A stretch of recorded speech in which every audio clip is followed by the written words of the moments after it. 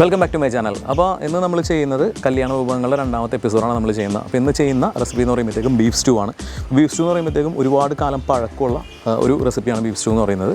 അപ്പോൾ ഇത് പഴയത് ജപ്പാനിലാണ് ആദ്യമായിട്ട് ഈ ഒരു സ്റ്റൂ ഫസ്റ്റ് കണ്ടുപിടിച്ചു എന്ന് പറയപ്പെടുന്നത്. അതിനുശേഷം യൂറോപ്പിലേക്കും അതുപോലെ പിന്നീട് ആമസോൺ കാടുകളിൽ ഈ ഒരു സ്റ്റൂ കുക്ക് ചെയ്തിരുന്നത് ആമയുടെ തോടിൻ്റെ അകത്താണ് ഈ ഒരു ഇറച്ചിയും അതുപോലെ പച്ചക്കറികളൊക്കെ മിക്സ് ചെയ്തിട്ട് വേവിച്ചെടുത്ത ഒരു സമ്പ്രദായം ആമസോൺ കാടുകളിലുണ്ടായിരുന്നു. അതിനുശേഷം നമ്മളിപ്പോൾ കേരളത്തിലേക്ക് പറഞ്ഞു വരുമ്പോഴത്തേക്കും സ്റ്റൂ എന്ന് പറയുമ്പോൾ അത് ഒരുപാട് വ്യത്യാസമുണ്ട്. ഫോറിൻ രാജ്യങ്ങളിൽ അതായത് യൂറോപ്യൻ കൺട്രീസിലൊക്കെ സ്റ്റൂ എന്ന് പറയുമ്പോൾ മീറ്റ് കുക്ക് ചെയ്തിട്ട് അതിൻ്റെ കൂടെ തന്നെ മീറ്റ് കുക്ക് ചെയ്യുന്നതോട് കൂടി തന്നെ നമ്മൾ വെജിറ്റബിൾസ് അതായത് പൊട്ടറ്റോ, ക്യാരറ്റ്, മഷ്റൂം അതുപോലുള്ള ഐറ്റംസൊക്കെ ചേർത്തിട്ട് ഉണ്ടാക്കുന്ന ഒരു വിഭവമാണ് സ്റ്റൂ എന്ന് പറയുന്നത്. അപ്പോൾ നമ്മുടെ ഇവിടെ കേരളത്തിലേക്ക് വരുമ്പോഴത്തേക്കും സ്റ്റൂ എന്ന് പറയുമ്പോഴത്തേക്കും വളരെ വ്യത്യാസമുണ്ട്. അപ്പോൾ ഈ സ്റ്റൂവിലേക്ക് നമ്മളിപ്പോൾ ബീഫ് വേവിക്കുന്നു, അതുപോലെ തന്നെ ഉരുളക്കിഴങ്ങും ക്യാരറ്റ് സെപ്പറേറ്റ് വേവിച്ചിട്ട് ഇതിലേക്ക് മിക്സ് ചെയ്തിട്ടാണ് നമ്മൾ സ്റ്റൂ ഉണ്ടാക്കുന്നത്. പിന്നെ നമ്മുടെ ഒരു മലയാളികളുടെ സ്റ്റൂവിൻ്റെ ഒരു പ്രത്യേകത എന്ന് പറയുമ്പോഴത്തേക്കും തേങ്ങാപ്പാൽ ഇതിലേക്ക് ചേർക്കാറുണ്ട്. അതാണ് ഈ ഒരു മലയാളത്തിലേക്ക് വരുമ്പോഴത്തേക്കും സ്റ്റൂവിൻ്റെ ഒരു പ്രത്യേകത. അപ്പോൾ നമ്മുടെ ഇവിടങ്ങളിൽ സ്റ്റൂവിന് ഇഷ്ടൂ എന്നാണ് അറിയപ്പെടുന്നത്. അതുപോലെ വിദേശ രാജ്യങ്ങളിൽ സ്റ്റൂ എന്ന് പറയുമ്പോഴത്തേക്കും ഒരു കാരണവശാലും തേങ്ങാപ്പാൽ ചേർക്കാറില്ല. അതിൻ്റെ ഒരു കുക്കിംഗ് രീതി എന്ന് പറയുമ്പോഴത്തേക്ക് ഇത്തരത്തിൽ ബോൺഫയർ ഉപയോഗിച്ചിട്ടാണ്, അതായത് ഓപ്പൺ ഫയർ ഉപയോഗിച്ചിട്ടാണ് വളരെ സ്ലോ ആയിട്ടുള്ളൊരു പ്രോസസ്സിലാണ് ബീഫ് കുക്ക് ചെയ്യുന്നത്. ബീഫും അതുപോലെ തന്നെ ഈ തരത്തിലുള്ള ഡച്ച് ഓവൻ പോലുള്ള ഇത് ഉപയോഗിച്ചിട്ടാണ് ബീഫ് തയ്യാറാക്കാറുള്ളത്. അപ്പോൾ അതിലേക്ക് ബീഫും ക്യാരറ്റ്, പിന്നീട് പൊട്ടറ്റോ, സവാള, പിന്നെ മഷ്റൂം ഇങ്ങനെയുള്ള സാധനങ്ങളൊക്കെ ഒരുമിച്ചിട്ട് ചേർത്ത് മിക്സ് ചെയ്തുണ്ടാക്കുന്നതാണ് സ്റ്റൂ. അപ്പോൾ നമ്മളിന്ന് ചെയ്യുന്നത് തേങ്ങാപ്പാൽ ചേർത്തുള്ള ഒരു കേരള സ്റ്റൈൽ സ്റ്റൂ ആണ് ചെയ്യുന്നത്. അപ്പോൾ അതിപ്പോൾ ഏതാണ്ട് കുക്കിംഗ് പ്രോസസ്സ് ഇപ്പോൾ ഏതാണ്ട് പകുതി ആയിട്ടുണ്ട്. അപ്പോൾ നമുക്ക് ആദ്യം പോലെ ഒന്ന് വീഡിയോ ഒന്ന് കാണാം. അപ്പോൾ അതേ നമ്മൾ ഫയർ പിറ്റ് എടുത്തിട്ടുണ്ട്. ഇതിൻ്റെ സ്റ്റാൻഡാണ്. അപ്പോൾ ഇനി അടുത്തായിട്ട് നമുക്ക് ഫയർ പിറ്റിൽ തീ ഒന്ന് റെഡിയാക്കണം. അതിനുവേണ്ടി നമ്മൾ വിറക് എടുത്തിട്ടുണ്ട്. അപ്പോൾ വിറക് നമുക്ക് ഇതിലേക്ക് വെച്ച് കൊടുക്കാം.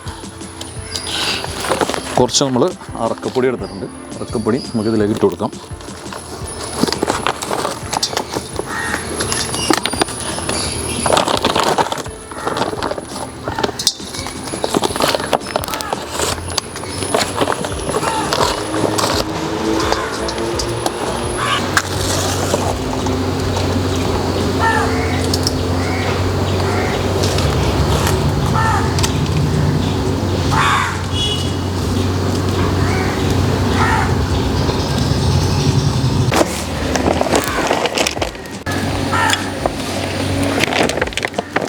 അപ്പോൾ നമ്മൾ കുക്ക് ചെയ്യാൻ പോകുന്നത് ബോൺഫയർ ട്രൈപോഡ് ഉപയോഗിച്ചിട്ടാണ്. അപ്പോൾ നമുക്ക് ട്രൈപോഡ് ഈ ഒരു ഫയർ പിറ്റിൻ്റെ മുകളിലേക്ക് നമുക്ക് വെച്ച് കൊടുക്കാം. നമ്മുടെ ഫയർ പിറ്റ് റെഡി ആയിട്ടുണ്ട്. അതുപോലെ നമ്മൾ ഇന്ന് സ്റ്റൂ കുക്ക് ചെയ്യാൻ പോകുന്നത് ഡച്ച് ഓവനിലാണ്. അപ്പോൾ നമുക്ക് ഡച്ച് ഓവൻ പയ്യെ ഈ ഒരു ബോൺഫയർ ട്രൈപോഡിലേക്ക് നമുക്ക് തൂക്കിയിട്ട് കൊടുക്കാം.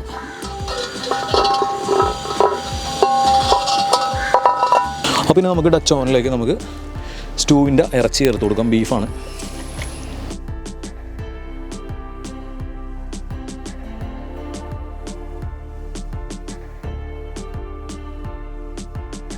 ഇനി ഇറച്ചിക്ക് ആവശ്യമായിട്ടുള്ള ഉപ്പ് ചേർത്ത് കൊടുക്കാം. പച്ചമുളക്, ഇഞ്ചി, ഇതിലേക്ക് പട്ട ചേർത്ത് കൊടുക്കാം. ഏലക്ക ചേർത്ത് കൊടുക്കാം. കുരുമുളക് ചേർത്ത് കൊടുക്കാം. ഗ്രാമ്പൂ ചേർത്ത് കൊടുക്കാം. ആവശ്യത്തിന് നമുക്ക് വെള്ളം ഒഴിച്ച് കൊടുക്കാം. എന്നിട്ട് ഇത് നമുക്കൊന്ന് വേവിച്ചെടുക്കണം.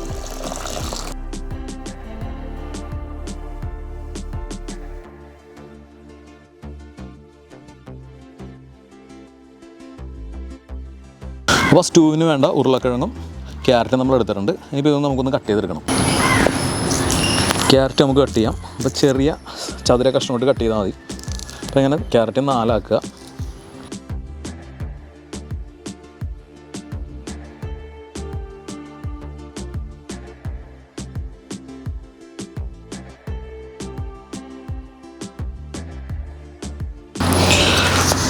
ഉരുളക്കിഴങ്ങ് നമുക്ക് കട്ട് ചെയ്തെടുക്കാം.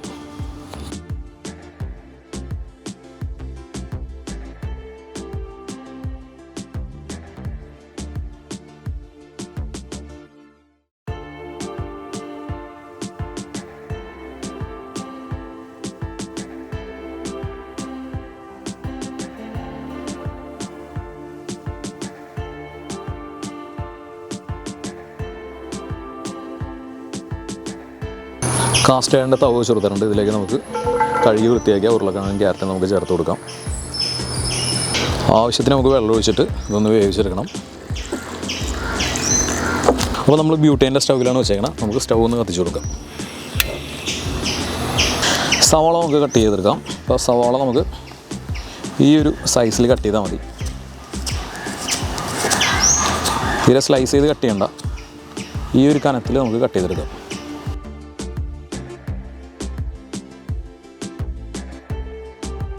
പച്ചമുളകും ഇഞ്ചിയും കട്ട് ചെയ്തെടുക്കാം.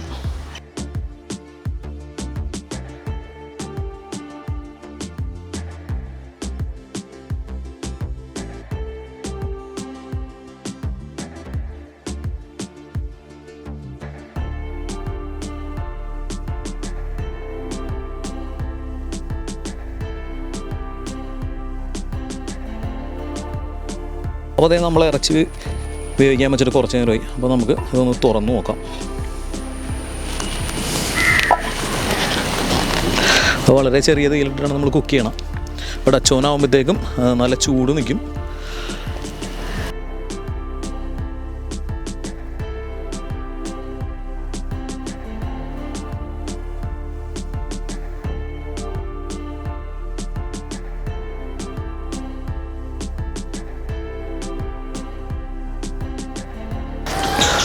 അപ്പോൾ നമ്മുടെ ക്യാരറ്റും അതുപോലെ ഉരുളക്കിഴങ്ങും വേവായിട്ടുണ്ട്. നമുക്ക് സ്റ്റൗ ഓഫ് ചെയ്ത് കൊടുക്കാം.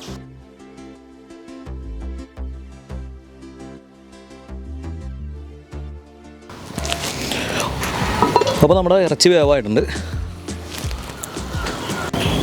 അപ്പോൾ നമുക്ക് ഈ ഇറച്ചി ഡച്ചോനിൽ നിന്ന് മാറ്റിയിട്ട് നമുക്ക് വേറൊരു പാത്രത്തിലേക്ക് ഇടണം. എന്നിട്ട് നമുക്ക് ഡച്ചോനിൽ നമുക്ക് സ്റ്റൂവിൻ്റെ ഒരു മസാല നമുക്കൊന്ന് തയ്യാറാക്കാം.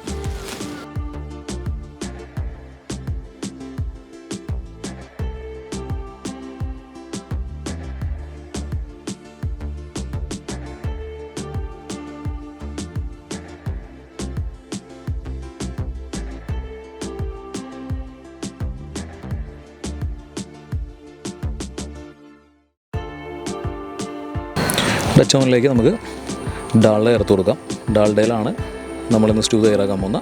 ഡാൽഡ അല്ലെന്നുണ്ടെങ്കിൽ വെജിറ്റബിൾ ഓയിലോ സൺഫ്ലവർ ഓയിലോ നമുക്ക് ചേർക്കാം. ഈ ഡാൽഡയിലേക്ക് നമുക്ക് പട്ട, ഗ്രാമ്പു, ഏലക്ക, കുരുമുളക് ചേർത്ത് കൊടുക്കാം. ഡാൽഡ ചൂടായി വന്നിട്ടുണ്ട്. ഇതിലേക്ക് നമുക്ക് കുറച്ച് കാഷ്യൂനട്ട് ചേർത്ത് കൊടുക്കാം. അതിൻ്റെ കൂടെ തന്നെ നമുക്ക് കുറച്ച് കിസ്മിസും ചേർക്കാം.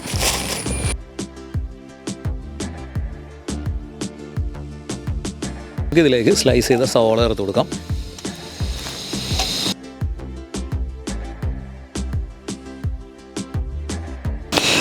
ഇഞ്ചി, പച്ചമുളക്. സവാള ട്രാൻസ്പെറൻ്റ് ആയിട്ടുണ്ട്. ഇതിലേക്ക് നമുക്ക് ലേശം മൈദപ്പൊടി ചേർത്ത് കൊടുക്കാം. സ്റ്റൂ ഒന്ന് കുറുകാൻ വേണ്ടിയാണ് നമ്മൾ മൈദ ചേർത്തേക്കണം. അടുത്തായിട്ട് നമുക്കിതിലേക്ക് തേങ്ങയുടെ 2-ാം പാലും അതുപോലെ 3-ാം പാലും കൂടി ഒരുമിച്ചെടുത്താണ് നമുക്ക് ചേർത്ത് കൊടുക്കാം. ഇതൊന്ന് ജസ്റ്റ് ഒന്ന് ചൂടാവട്ടെ. ആ സമയം നമുക്ക് ഇതിൻ്റെ ഒരു ഉപ്പ് ഒന്ന് നോക്കാനുണ്ട്. ഇറച്ചിയിൽ ഉപ്പ് ചേർത്തിട്ട് നമ്മൾ വേവിച്ചേക്കണം. എന്നാലും നമ്മളിത് തേങ്ങാപ്പാലിലേക്ക് ഉപ്പ് ചേർത്തിട്ടുണ്ടായില്ല, അല്ലെങ്കിൽ സവാളയിലേക്ക് നമ്മൾ ഉപ്പ് ചേർത്തിട്ടുണ്ടായില്ല. നമുക്ക് ലേശം ഉപ്പ് ചേർത്ത് കൊടുക്കാം. അപ്പോൾ നമ്മൾ ഒഴിച്ച തേങ്ങാപ്പാൽ നല്ലോണം ചൂടായി വന്നിട്ടുണ്ട്. ഇനിയിപ്പോൾ ഇതിലേക്ക് നമുക്ക് വേവിച്ച് വെച്ച ഇറച്ചിയാണ്. ഇറച്ചി നമുക്ക് ഇതിലേക്ക് ഇട്ട് കൊടുക്കാം.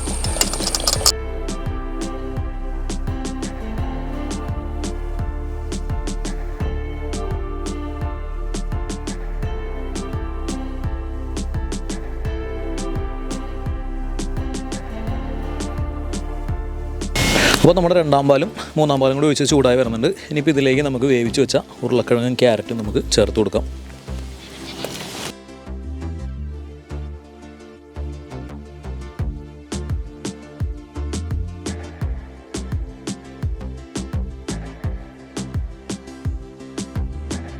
അപ്പോൾ നമ്മൾ വളരെ ചെറിയ തീയിലിട്ട് കുക്ക് ചെയ്യുന്ന സ്റ്റൂവിൻ്റെ 2-ാമത് ഒഴിച്ച തേങ്ങാപ്പാൽ നല്ലോണം കുറുകി വന്നിട്ടുണ്ട്. ഇനിയിപ്പോൾ അടുത്തായിട്ട് നമുക്ക് ഇതിലേക്ക് തേങ്ങയുടെ തലപ്പാൽ 1-ാം പാൽ നമുക്ക് ഇതിലേക്ക് ചേർത്ത് കൊടുക്കാം.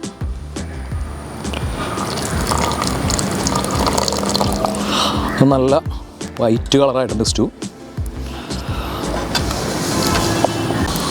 അപ്പോൾ അത് നമ്മുടെ ബീഫ് സ്റ്റൂ റെഡി ആയിട്ടുണ്ട്.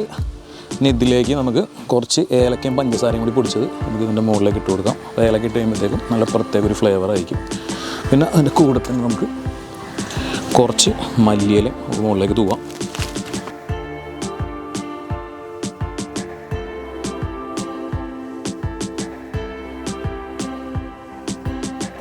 അപ്പോൾ നമ്മുടെ ബീഫ് സ്റ്റൂ റെഡി ആയിട്ടുണ്ട്. ഇതിലേക്ക് നമുക്ക് നെയ്യ് ഒഴിച്ച് കൊടുക്കാം. മുകളിലേക്ക് കുറച്ച് മല്ലിയില നമുക്ക് ഇട്ട് കൊടുക്കാം. അപ്പോൾ നമ്മുടെ ഡച്ച് ഓവനിൽ തയ്യാറാക്കിയ ബീഫ് സ്റ്റൂ റെഡി ആയിട്ടുണ്ട്.